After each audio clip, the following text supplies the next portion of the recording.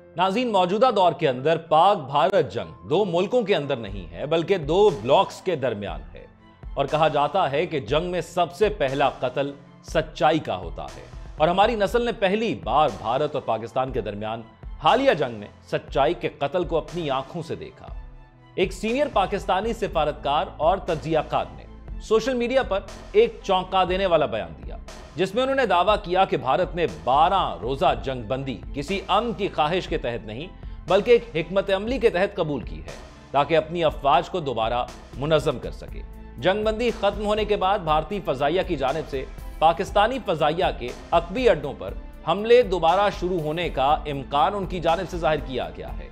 उन्होंने मजीद दावा किया कि उनके इस मौक़िफ़ की तस्दीक अमरीका के महकमा खारजा, महकमा दिफा और पेंटागन के जराए से हुई है, अगरचे इन इदारों की जानिब से फिलहाल कोई बाज़ाब्ता बयान जारी नहीं किया गया है। साथ ही साथ उनकी जानिब से यह कहा गया है कि जो बात वो ये कर रहे हैं वो इस बुनियाद पर कर रहे हैं कि उन्होंने खास तौर पर जो मूवमेंट देखी है फजा के अंदर, जो कतर के थ्रू या दीगर फजाई रास्तों के थ्रू हो रही है। और मेरी जब उनसे बात हुई तो वो इस बात की तस्दीक कर रहे हैं कि आप खुद जाकर देख सकते हैं कि फजाई मूवमेंट क्या बता रही है। जबकि दूसरी जानिब एक और अहम मामला यह है कि इस ब्लॉक्स की जंग के अंदर फ्रांस से माहिरीन पर मुश्तमिल एक टीम जल्द इंडिया भिजवाने का फैसला किया गया है और ये इंडिया के लिए एक बहुत बड़ी हजीमत है। ये टीम इसलिए भिजवाई जा रही है ताकि यह पता लगाया जा सके कि राफाल तैयारे 2 से ज्यादा तो नहीं गिराए गए हैं, क्योंकि इंडिया इस हवाले से गलत बयानी कर रहा है। इंडिया ये बता नहीं रहा कि कितने राफेल गिरे हैं, जबकि फ्रांसीसी इदारे को यह कंफर्म हो गया है कि उसके 2 तैयारे तो गिरे हैं, बाकी कितने गिरे हैं वो ये आकर चेक करना चाहते हैं। और ये तो सिर्फ एक खबर दिखाने के लिए है कि वो चेक करना चाहते हैं, वो आकर ये जानना चाहते हैं कि इंडिया के पायलट्स कहां पर नाहिली कर रहे हैं। उनका वो तैयारा जो तकरीबन 39 साल से आज तक किसी भी जंग के अंदर नहीं गिरा, वो किस तरह आसानी से पाकिस्तान ने अपनी हिकमत अमली अपनाते हुए गिरा दिया। बहुत से सवालात हैं उनके पास जो इंडिया में आकर वो इंडियन एयरफोर्स, उनकी फौज और उसके साथ साथ नरेंद्र मोदी को जिसका जवाब देना पड़ेगा। और फिर क्योंकि इंडिया ने मजीद 25 तैयारे ऑर्डर किए हुए हैं अपनी नेवी के लिए राफेल, तो फिर यह भी हो सकता है कि वो इससे इनकारी हों या उससे पहले वो इस बात की तसल्ली चाहें कि उनके पायलट्स तैयार भी हों ताकि उनके तैयारों को वो उड़ा सकें। अब इस जंग से तो इंडिया ने जदीद कन्वेंशनल वॉरफेयर में पाकिस्तान की धाक बैठते हुए देखा है कि कैसे पाकिस्तान अपनी महारत के साथ, फौजी ताकत के साथ या ताकत के तशख्खुस को नाकाबिले तलाफी अगर कोई नुकसान पहुंचाने की कोशिश करता है तो कैसे उसको जवाब देता है। कश्मीर के मसले को अरसे बाद इंटरनेशनलाइज करवा देना यह एक बहुत बड़ी चीज है। अमेरिकी सदर की जानिब से कश्मीर का जिक्र करके इसके हल पर जोर देना पाकिस्तान की बहुत बड़ी कामयाबी है। इंडिया को पहली शर्मिंदगी उस वक्त उठानी पड़ी जब राफेल गिरने की तस्दीक फ्रांसीसी हुक्काम ने कर दी। दूसरी शर्मिंदगी अपने मीडिया की वजह से उठानी पड़ी, जिन्होंने पहले तो ऐसा जंगी माहौल बनाया जैसे चंद इंडियन सहाफी तो मिसाइल कंधे पर रखकर पाकिस्तान पर चढ़ दौड़ेंगे। कराची बंदरगाह, इस्लामाबाद और पेशावर पर इंडियन कब्जे के दावे किए गए। उस वक्त इंडियन मीडिया और सियासतदान ये सब कुछ करते रहे और आज ये लोग सवाल पूछ रहे हैं कि मोदी जी, आपने तो कहा था पहलगाम का बदला लेंगे, लेकिन आपने तो बैनुल-अक़वामी दुनिया में ताकतवर इंडिया का तशख्खुस बर्बाद कर दिया। क्योंकि जो एक इमेज सो कॉल्ड बनाया हुआ था नरेंद्र मोदी ने, वो पाकिस्तान ने पाश कर दिया है। और नरेंद्र मोदी, उससे आप कुछ भी उम्मीद रख सकते हैं क्योंकि वो बुचर ऑफ गुजरात है, वो आरएसएस का नजरिया लेकर चलता है।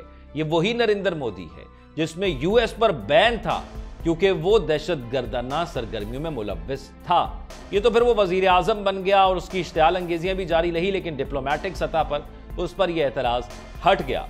लेकिन अब इस मौके पर क्योंकि यूनाइटेड स्टेट्स जो कि सबसे हाईएस्ट अथॉरिटी समझी जाती है, सुपर पावर है, वो खुद सीज फायर करवाने के लिए इस मैदान में आई है और इंडिया ने उसको ये कहा कि आप हमारे दरमियान सीज फायर करवाएं।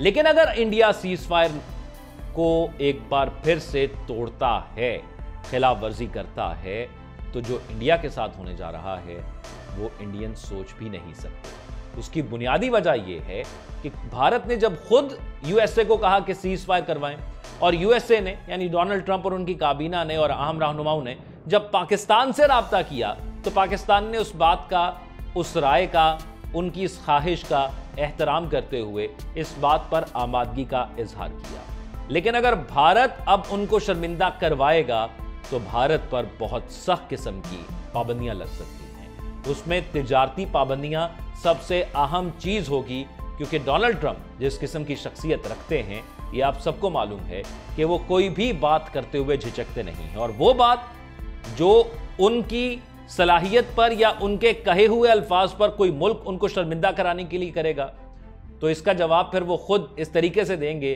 कि भारत अगले आने वाले अरसे में जो सुपर पावर का एक अपनी आवाम के अंदर इबाम बना रहा था कि हम तिजारती सतह पर इतने ज्यादा आगे हैं, अस्करी सतह पर इतना आगे हैं, उसका वो डाउनफॉल शुरू होगा जिससे शायद वो कभी ना उठ सके। जबकि बुज़दिल दुश्मन भारत के खिलाफ ऑपरेशन बुनियानुल मरसूस में पाक बहरिया ने फैसला कुन किरदार अदा करते हुए ना सिर्फ दुश्मन को बहरी पेशकदमी का मुकम्मल सद्देबाज करके तारीख रकम कर दी, बल्कि पाकिस्तान के तमाम समुद्री तिजारती रास्तों और साहिली इलाकों की हिफाजत को भी यकीनी बनाया। इसमें सबसे अहम चीज ये थी कि जब भारतीय जहाज जासूसी करने के लिए अपनी ही वाटर स्पेस के अंदर आगे बढ़ा कि वो पाकिस्तान के बॉर्डर, जो वाटर पे बॉर्डर है, पानी के ऊपर यानी समुंदर के ऊपर जो बॉर्डर है, उस पर करीब आकर ये देख सके कि पाकिस्तान के जहाज कहां कहां पर मौजूद हैं, तो पाकिस्तान ने उसको ट्रैक कर लिया और निशाने पर ले आया। ये उसी तरह निशाने पर ले आया जैसे राफेल को पाकिस्तानी फजाइया J-10C और जो JF-17 थंडर तैयारे हैं वो निशाने पर ले आए। लेकिन क्योंकि वहां से दरअंदाजी नहीं हुई तो पाकिस्तान, क्योंकि अमन चाहता है, खित्ते में तबाही नहीं चाहता, तो इसलिए पाकिस्तान ने उनको यह मैसेज पहुंचा दिया कि अगर तुम यहां से पीछे नहीं जाते तो फिर तुम्हें खुमियाजा भुगतना पड़ेगा राफेल की तरह का ही। और फिर भारत वहां से पीछे लौटा। जरा के मुताबिक पाक बहरिया की मौसर हिकमत अमली और मुसलसल निगरानी के बायस भारतीय बहरिया किसी भी महाज पर जारियत की जुर्रत न कर सकी। दुश्मन का कोई भी जंगी जहाज या एयरक्राफ्ट पाकिस्तानी हदूद में दाखिल ना हो सका। जनूबी बहरी महाज पर पाक बहरिया की भरपूर मौजूदगी और ताकतवर दिफाई तैयारियों के बायस भारतीय एयरक्राफ्ट कैरियर INS विक्रांत भी पाकिस्तान के लिए अमली खतरा न बन सका। भारतीय बहरिया जो रिवायती तौर पर जनूबी समंदर में बर्तरी का दावा करती आई है, इस बार पाक बहरिया के मुनज्जम दिफा के सामने बेबस नजर आई। ना सिर्फ वो पाक बहरिया को चैलेंज करने से कासिर रही, बल्कि मुकम्मल तौर पर अपने पानियों तक महदूद होकर रह गई। पाक बहरिया की जनूबी समंदर में कामयाब मौजूदगी की बदौलत शुमाल और शुमाली मशरकी महाजों पर पाकिस्तानी मुसल्लह अफवाज ने अहदाफ का कामयाबी से दिफा किया और वह तमाम अहदाफ हासिल किए। इस ऑपरेशन में पाक बहरिया ने दुश्मन को मशगूल रखते हुए अपनी सरजमीन और समुद्री मफादात का तहफ़्फ़ुज़ यकीनी बनाया। रिपोर्ट के मुताबिक कशीदगी के इस पूरे दौरानिये में पाकिस्तान की पानियों में अहम बंदरगाहें कराची बंदरगाह, पोर्ट कासिम और गवादर मामूल के मुताबिक काम करती रहीं, जो पाक बहरिया की दिफाई कामयाबी और हिकमत अमली का वाज़े सबूत है। बरक्स भारत में कुछ छोटी बंदरगाहें बंद कर दी गई थी, जबकि पाकिस्तान ने भारत के कितने जहाज गिराए हैं हम तो बता चुके, 6-0, और ये वो फिगर है जो मजीद काउंट होगा अगर दोबारा उन्होंने दरअंदाजी की। Air marshal retired Arshad Malik की जानिब से एक इंकशाफ किया गया है। एयर मार्शल अरशद मलिक ने इंकशाफ किया है कि पाकिस्तान ने भारत के टोटल जो जहाज मार गिराए हैं वो 7 हैं। अच्छा, इसकी बुनियादी वजह कि इसकी तस्दीक क्यों नहीं हो पा रही और इसकी तस्दीक कैसे होती है, उसकी वजह यह है कि पाकिस्तान जब रडार पे देखता है कि जहाज पाकिस्तान की तरफ आया था और वो रडार से गायब हो गया, तो उससे हमें इल्म होता है। बुनियादी तौर पर माजी में ऐसा होता था कि वो आपके बॉर्डर पर आते थे, डॉग फाइट होती थी, बहुत करीबी सतह पर लड़ाई होती थी तो हम देखने के काबिल होते थे, या बॉर्डर से 5-10 मील दूर भी गिरता था तो हमें यह मालूम हो जाता था कि यहां पर जहाज गिरा है। अब की बार मामला यह है कि भारतीय जहाज 200 किलोमीटर दूर से पाकिस्तान पर अटैक कर रहे थे, यानी वो 200 किलोमीटर या 200 माइल्स भारत के अंदर रहते हुए कार्रवाई कर रहे थे। तो जितने भी जहाज तबाह किए गए उनका मलबा पाकिस्तान के बॉर्डर से 200 मील दूर गिरा है। इसी हवाले से आपको वो वीडियोस उस तरह नजर नहीं आ रही जो कि अभिनंदन के वक्त नजर आई थी कि वो जहाज गिरते हुए वीडियोस हैं। फिर रात की तारीकी में भारत ने उन तमाम शहरों का जहां पर वो जहाज उड़ रहे थे ब्लैकआउट किया हुआ था, तो कुछ बुनियादी वजूहात हैं जिसकी वजह से आपको वो डाटा इस तरह नजर नहीं आ रहा, लेकिन वो डाटा जो हम मुरत्तब करते हैं सरकारी तौर पर और जो ऑफिशियली माना जाता है वो रेडार का डाटा होता है कि अगर फर्ज करें 20 जहाज उड़कर आते हैं और वो रेडार के अंदर मौजूद होते हैं और अचानक ही 3 जहाज गायब हो जाते हैं, तो इसका मतलब है वो 3 जहाज गिर गए हैं। अरशद मलिक ने कहा कि भारत की बहुत सारी वेबसाइट्स और ग्रिड स्टेशंस ब्लॉक कर दिए, भारत के जहाजों को मुकम्मल जाम कर दिया, जिसकी वजह से वो लावारिस उड़ रहे थे। और ये बुनियादी वो चीज है जो पाकिस्तान के पास मौजूद है कि हिकमत अमली, किस हिकमत अमली से पैनिक नहीं करना। पाकिस्तान ने जो सबसे अच्छी चीज की है वो पैनिक नहीं किया। उनको ये इल्म हो गया उनकी फॉर्मेशन से कि वो पाकिस्तान की तरफ अटैक करने आ रहे हैं। पाकिस्तान ने पैनिक का मुजाहरा नहीं किया बल्कि बहादुरी का मुजाहरा किया। पाकिस्तान ने एक ऐसी फॉर्मेशन बनाई कि अगर अब एक जहाज अगर पाकिस्तान की तरफ एक फॉर्मेशन के जरिए आ रहा है तो हमें यह लगता है कि वो पाकिस्तान पर अटैक कर रहा है, लेकिन जब तक वो अपना मिसाइल लॉन्च नहीं कर देता और वो पाकिस्तान की हदूद को क्रॉस नहीं कर देता, हम इस हवाले से आलमी कवानीन को सामने रखते हुए कार्रवाई नहीं कर सकते।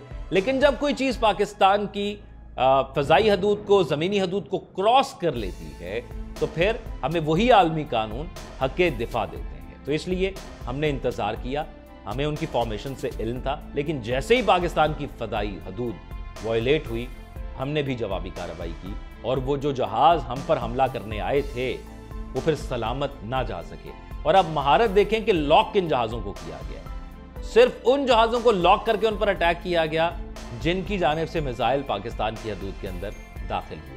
पाक फजाइया की जानिब से भारतीय फजाइया के तैयारे गिरने की जो तफसीलात अब तक सामने आ रही हैं, यानी ये काउंटिंग अभी रुकी नहीं है, आहिस्ता आहिस्ता मजीद तफसीलात सामने आ रही हैं। और अभी तो इनकी काउंटिंग जब आकर वो इदारे जिन्होंने इनको दिए हैं, यानी फ्रांस के जहाज जो इनके पास हैं, जब वो करेंगे तो फिर आप सोचें कि क्या इंफॉर्मेशन सामने आएगी।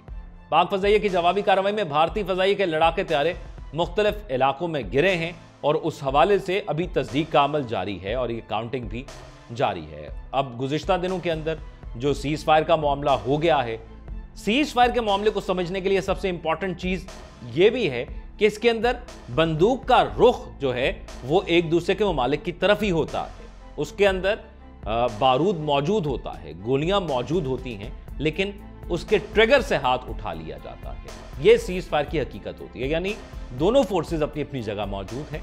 पाकिस्तान ने अपने मोर्चे नहीं छोड़े। पाकिस्तान को पता है कि मोदी कुछ भी कर सकता है, किसी हद तक भी नीच हरकत कर सकता है, बुज़दिली कर सकता है। इसलिए पाकिस्तान ने अपनी तमाम तर फॉर्मेशंस को अपनी जगह बरकरार रखा हुआ है और पाकिस्तान की जानिब से बार बार कहा जा रहा है। अब इसमें सबसे अहम चीज समझिएगा कि जब 6 और 7 की दरमियानी शब उन्होंने हम पर अटैक किया तो पाकिस्तान ने उनके राफेल गिरा दिए, लेकिन साथ ही ये कहा कि यह हमारा जवाब नहीं है, हमारा जवाब आएगा और वो इससे बढ़कर होगा। फिर डेटरेंस का मुजाहरा किया गया। डेटरेंस के मुजाहरे में देखा गया कि भारत की जानिब से ड्रोन्स भेजे जा रहे हैं, बार बार भेजे जा रहे हैं, उनको समझा रहे हैं, मना कर रहे हैं, लेकिन मामला वहां पर खराब हुआ जब उनकी जानिब से प्रामूस मिसाइल पाकिस्तान की हदूद में दाखिल होते हैं और पाकिस्तान की फजाई तनसीबात को, बेसिस को अटैक करने की कोशिश की जाती है। उस सूरत हाल में पाकिस्तान ने फैसला किया कि यह राइट वक्त है, अब हमें जवाब देना होगा। और पाकिस्तान ने वही किया कि कहा था कि हम इससे बढ़कर जवाब देंगे, जो भी तुम दरअंदाजी करोगे, तो हमने बढ़कर जवाब दिया। लेकिन अब मामला और आगे चला गया है और वो और आगे इस तरह चला गया है कि अब पाकिस्तान का मौक़िफ़ ये है कि हम तुमको पहले समझा चुके हैं कि कोई दरअंदाजी ना करना, अब अगर की तो जो पिछली दफा हमने तुम्हारे साथ किया था वो तो कुछ भी नहीं था। अब जो तुम कयामत अपने ऊपर बरसते हुए देखोगे वो शायद तुम उसको उसकी अगली सुबह या अगला दिन या अगले घंटे देखने के लिए तुम शायद जिंदा भी ना रहो। और ये सिर्फ और सिर्फ मैसेज उनकी अस्करी क़यादत को होता है जो पाकिस्तान पर हमला करते हैं। आप देखिए कि उन्होंने क्या किया था। उन्होंने पाकिस्तान के अंदर खास तौर पर जो अटैक्स किए वो सिविलियंस पर किए, लेकिन पाकिस्तान ने क्या किया, पाकिस्तान ने वो सिर्फ लोकेशंस लॉक की जहां पर अस्करी तंसीबात थी। ये फर्क होता है, ये फर्क बहादुरी के अंदर होता है। यानी एक तरफ सिर्फ उनको दिखाना है कि हमने इतने बंदे बॉर्डर पार जो है उनको कत्ल कर दिया है, उनको शहीद कर दिया है, लेकिन इस तरफ से ये दिखाना है कि हम इतना हौसला रखते हैं कि तुम्हारी आंख में आंख डालकर तुम्हें शिकस्त देने की सलाहियत रखते हैं। और इसका मुजाहरा इस तरह भी किया गया था कि हमने ये बता दिया था कि हम अटैक करने लगे, ये नहीं कि रात की तारीकी में छुप के आए और वार कर लिया। हमने बताया कि बयानुल मरसूस लॉन्च होने लगा ऑपरेशन, अब तुम हमारे जवाब के लिए तैयार हो जाओ।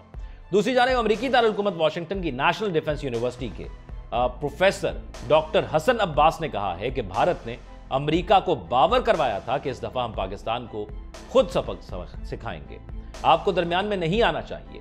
लेकिन पाकिस्तान ने भारत पर दूसरा जवाबी हमला किया तो भारत ने अमेरिका से सीज फायर करवाने की दरखास्त की। डॉक्टर हसन अब्बास का कहना था कि बिल्कुल भारत ने अमेरिका से राब्ता किया और सीज फायर की दरखास्त की, और इसमें कोई शक व शुबा नहीं है कि उन्होंने बताया कि जब ये वाकयात शुरू हुए और दो एटमी ममालिक जंग के खतरे पर ले आए, पाकिस्तान के पहले रद्द अमल में जहानत और समझदारी मौजूद थी और ये उम्मीद नहीं की जा रही थी कि भारत को लगता था कि पाकिस्तान इसका मुकाबला नहीं कर सकेगा। लेकिन पाकिस्तान की जानिब से इस हिकमत अमली से भारत चौंक गया। जबकि दूसरा हमला किया तो उसके लिए खौफ का सबब भी बना, क्योंकि वो पाकिस्तान की सलाहियत देख चुका था। उनका कहना था कि पाकिस्तान ने भारत पर दूसरा जवाबी हमला किया तो वो और ज्यादा सख्त था। इस पर भारत ने अमेरिका से सीज फायर करवाने की दरखास्त की और पाकिस्तान ने एक अलाय होने के नाते उनकी इस दरखास्त को मान लिया है। जबकि भारत की तमाम तर कोशिशें नाकाम हुई और आलमी मालियाती इदारे ने कर्ज प्रोग्राम की किस्त के 1 अरब 2 करोड़ 30 लाख डॉलर पाकिस्तान मुंतकिल कर दिए हैं और स्टेट बैंक ने IMF से 1 अरब 2 करोड़ 30 लाख डॉलर मुंतकिल होने की तस्दीक भी कर दी है। जबकि दूसरी जानिब जो इंडस वाटर ट्रीटी के हवाले से वर्ल्ड बैंक के पास मामला था, तो वर्ल्ड बैंक ने भी ये कह दिया है कि ये ट्रीटी एक तरफा तौर पर मुअत्तल नहीं हो सकती है। और अब मौका क्या है? मौका ये है कि हमने इंटरनेशनल सतह पर अपने वो तमाम मसाइल उजागर करने हैं जिनकी वजह से भारत हमारे बारे में प्रोपेगेंडा करता है। ख़ास तौर पर हमारी पहली प्रायोरिटी इंडियन ऑक्युपाइड कश्मीर है, जो आज भी गूंज रहा है कि हम लेके रहेंगे आज़ादी और कश्मीर बनेगा पाकिस्तान। दूसरा मामला पानी का है, एक कतरा भी हमारे पानी का हम भारत को नहीं लेने देंगे। और तीसरा मामला दहशतगर्दी का है कि जो पाकिस्तान के अंदर वो अपनी प्रॉक्सीज के जरिए दहशतगर्दी फैला रहा है, अब उसको इस पर रुकना होगा। आप अपनी राय से कमेंट सेक्शन में आगाह कीजिएगा। अपना ख्याल रखिएगा। अल्लाह हाफिज।